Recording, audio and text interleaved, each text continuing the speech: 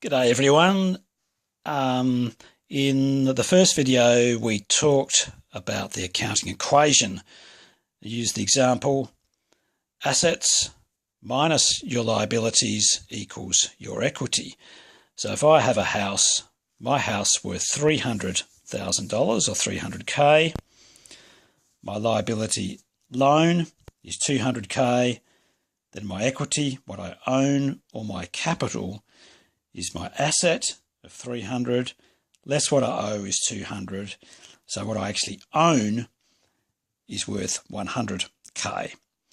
So they're three of the five elements of accounting: assets, liabilities, and equity.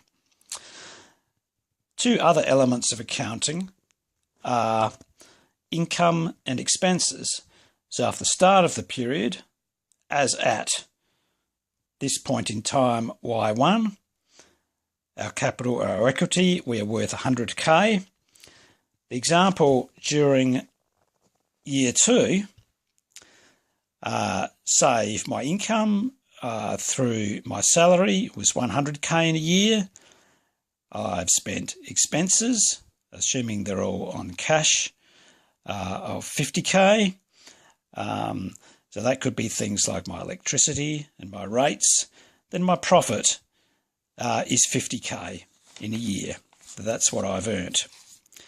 Now, how does it all tie together?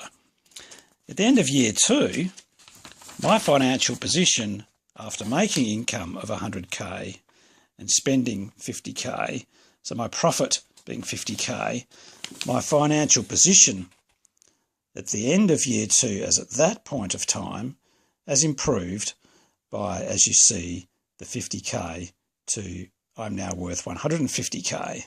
In my assets, I have cash of 50k. That is made up of my income of 100k less the expenses for that period. So I've now, in receiving 100k of cash, and I spent 50k of cash on expenses. So I have cash sitting in a bank of 50k. My house is still worth 300k. So my assets are myself, the assets that I have is my cash in bank, and my house are now 350k.